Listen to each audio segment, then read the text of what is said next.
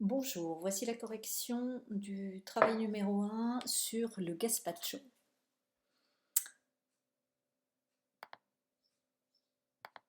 Donc tout d'abord, je vais vous demander de donner une définition du gazpacho. Donc certains sont allés faire des copier-coller purs et simples. Voilà, donc ce n'est pas très satisfaisant, bien évidemment, par rapport à un élève qui a fait ses propres phrases, les a refaites, a tenté de les corriger. Voilà. Il y en a qui ont fait un mix des deux, donc la note dépend du type de travail fourni. Deuxièmement, dit de quelle autonomie procède, donc dit de quelle région elle vient, et indique et indica en el mapa, donc et indique sur la carte diapositive numéro 4 en plaçant, colocar veut dire placer la flèche où se trouve, où est cette autonomie. Vous avez les deux esta, avec accent c'est le verbe être, sans accent c'est l'adjectif démonstratif esta autonomía.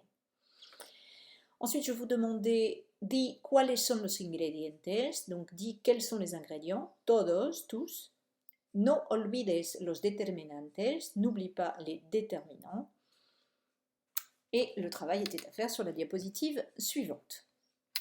Donc tout d'abord, les plus faciles, los ingredientes son el aceite de oliva, l'huile d'olive, une huile, el aceite en espagnol, c'est masculin, el vinagre, le vinaigre, el agua, l'eau, el pan, le pain, la sal y la pimienta, donc féminin en espagnol, el tomate, masculin en espagnol, el pepino, le concombre, el pimiento, le poivron, à ne pas confondre avec la pimienta, qui veut bien dire le poivre. Donc au féminin, le poivre, au masculin, le poivron, ou le piment. La cebolla, l'oignon, c'est féminin en espagnol, el ajo, l'ail. Par rapport à l'introduction, à la présentation, ¿qué es el gazpacho? Qu'est-ce que c'est que le gazpacho?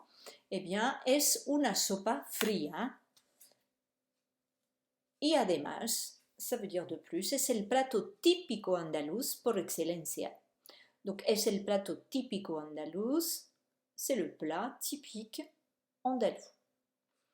Andalucía, vous deviez la situer, está al sur de España.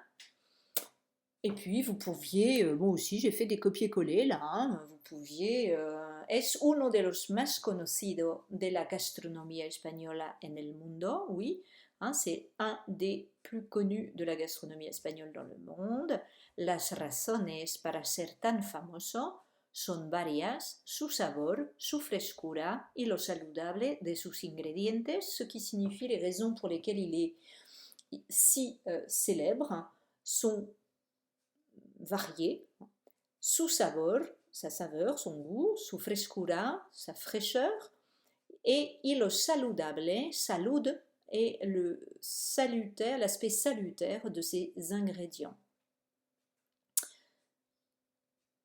Para hacer un gazpacho, hay que, je vous demandais de reprendre les ingrédients. Et dans cette leçon, nous allons apprendre l'obligation personnelle et impersonnelle. Donc vous aviez le choix. Hay que comprar, il faut acheter tomates maduros, pepinos, pimientos, cebolla y ajo. Hay que tener sal, pimienta, vinaigre, aceite de oliva y pan. Donc vous voyez que j'ai décidé d'utiliser il faut acheter et il faut avoir. Mais l'une des deux règles de grammaire est utilisée au moins. Voici pour l'introduction et les ingrédients. Ensuite, il y avait la carte. Je vous avais mis une flèche, elle était toute faite. Il suffisait pour avoir un point, eh bien, de la placer dans la région concernée. Ici, Andalusia. Voilà ce qu'il fallait faire pour gagner un point. Ensuite, l'obligation personnelle, je vous demandais de l'expliquer et j'aurais aimé, mais je n'y ai pas eu droit, sauf sur un ou deux travaux. Voilà, vous ne savez apparemment pas faire d'animation sur PowerPoint. Voilà, sachant que c'est un outil très intéressant pour faire des exposés, bien évidemment. Donc, animer une diapositive, vous devriez maîtriser. Bon. L'obligation personnelle, donc la définition, eh bien, l'obligation d'abord, il y a deux mots, donc j'explique les deux mots. L'obligation, eh bien, ça veut dire que c'est un devoir, et personnel veut dire que cela concerne une ou plusieurs personnes. Donc, cela signifie qu'il y a un pronom personnel sujet. Je, tu, il, vous, nous, vous, il, vous, mesdames, Jean, mes parents, mes amis, un sujet identifié. Voilà ce que veut dire obligation personnelle.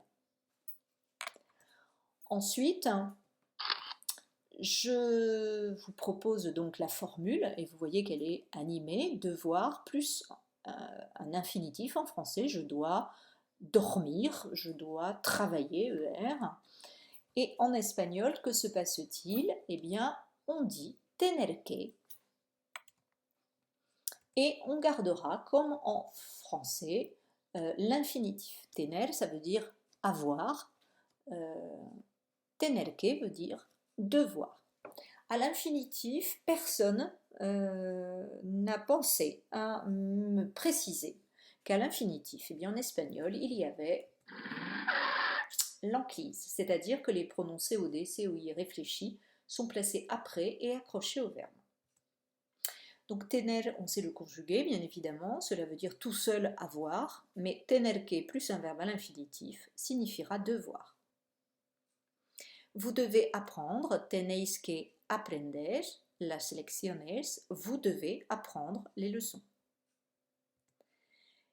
Tengo que, vous devez réviser, tengo que repasar, je dois les réviser, tengo que repasar las. Voici l'enclise.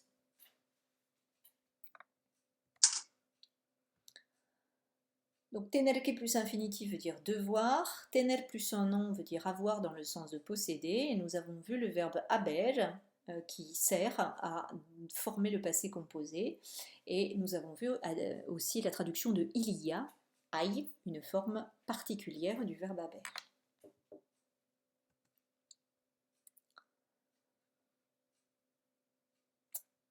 Donc pour dire je dois travailler, je peux aussi dire en français il est nécessaire que je travaille, il est nécessaire que je fasse. Donc après il est nécessaire que, en français, il y a du subjonctif. En espagnol, la traduction est totalement identique. Merci pour un seul S à necesario. Es necesario que plus le verbe au subjonctif. Donc c'est très exactement la même formule. Bien sûr, au subjonctif, il n'y a pas d'enclise. Donc, il est nécessaire que j'apprenne mes leçons. Je peux dire es necesario que aprender au subjonctif aprenda mis lecciones. Il est nécessaire que nous écoutions les informations. Es necesario que. Écouter se dit escuchar, donc subjonctif. Escuchemos las noticias. Bien sûr, étant donné que la formule est impersonnelle, je ne mets pas de pronom personnel sujet ici. Ensuite, vous aviez des exercices à effectuer. Donc ici, c'était forcément avec l'obligation personnelle. Donc Pedro, troisième personne du singulier, tiene que preparar el desayuno. Juan y Marta tienen que fregar, nettoyer les assiettes, fregar los platos. Ellas tienen que hablar por teléfono. Elles doivent parler au téléphone. Nosotras tenemos que pasear et nous devons nous promener.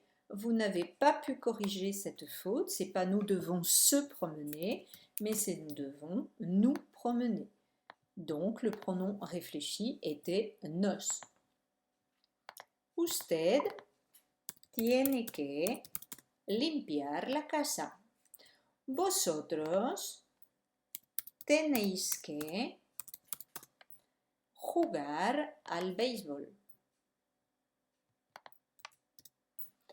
Usted, troisième du singulier, tiene que plantar flores. Y yo tengo que trabajar. Voilà, cet exercice était sur 7. Voilà, à part cette difficulté-là, il n'y avait pas de raison d'avoir en dessous de 6. Donc. L'obligation impersonnelle. Donc l'obligation impersonnelle, la définition, obligation c'est toujours un devoir, et impersonnel, eh bien, ça veut dire qu'il ne concerne personne en particulier, mais tout le monde en général. Donc, pour vivre, il faut manger et il faut boire. Eh bien, aucun sujet énoncé, il faut boire, il faut manger, cela concerne tout le monde en général, personne en particulier. Voilà ce que veut dire impersonnel. Comment traduit-on ça en espagnol? Eh bien, on dit il faut, en français, il faut boire, il faut manger pour vivre. En espagnol, on va retrouver ici le verbe haber, hay que, hay tout seul veut dire il y a, mais hay que plus un verbe à l'infinitif, et donc plus en prise, veut dire il faut. Donc, il faut travailler, il n'y a aucun sujet, hein. Il faut, c'est un verbe impersonnel ici, ça ne se traduira donc pas. Hay que trabajar. Et il faut se désinfecter les mains. Hay que desinfectarse. Se désinfecter, il y a en prise les mains.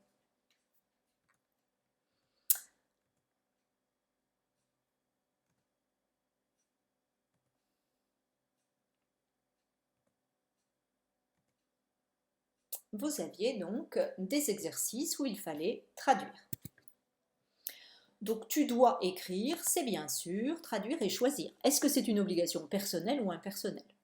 Vous auriez pu ici mettre un P pour me rassurer et vous rassurer aussi et me dire eh bien qu'effectivement c'était personnel, tu.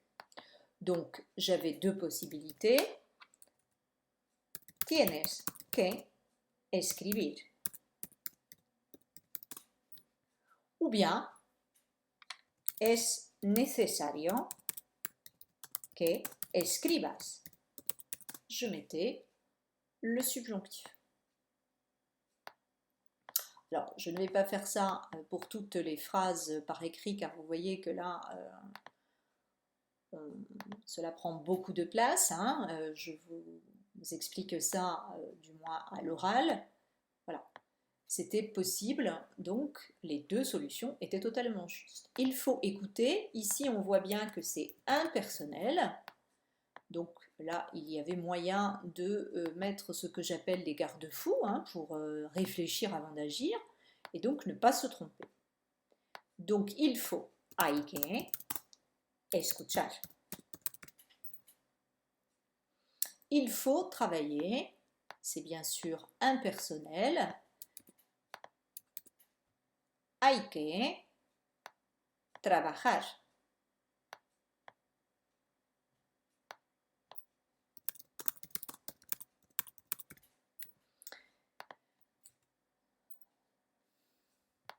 Il faut attendre, c'est bien sûr impersonnel.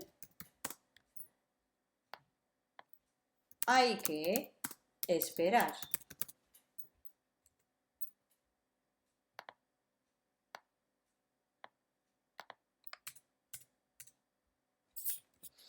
Il doit nous lever. Il doit, c'est bien sûr personnel. Donc, tiene que levantar.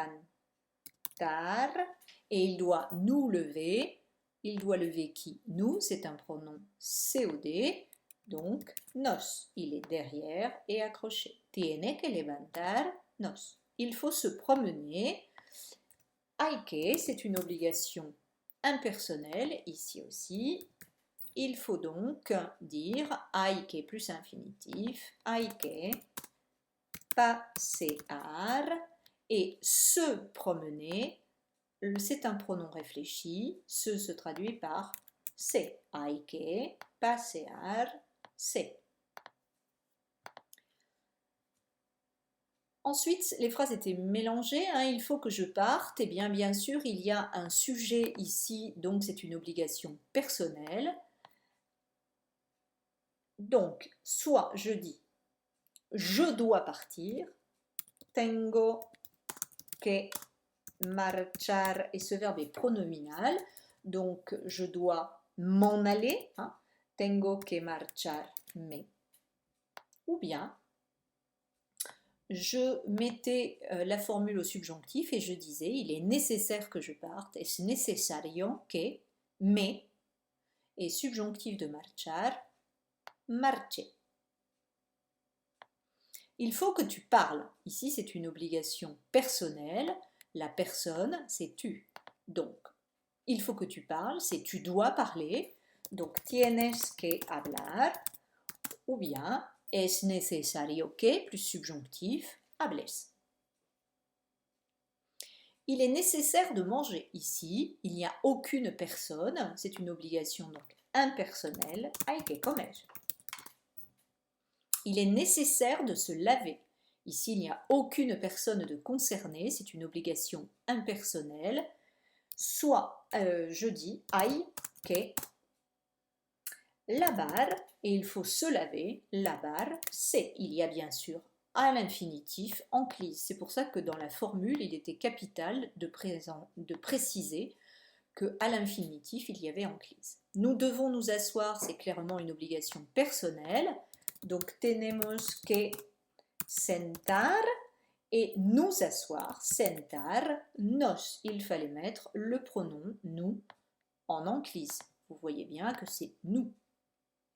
Et enfin, il est nécessaire que j'arrête.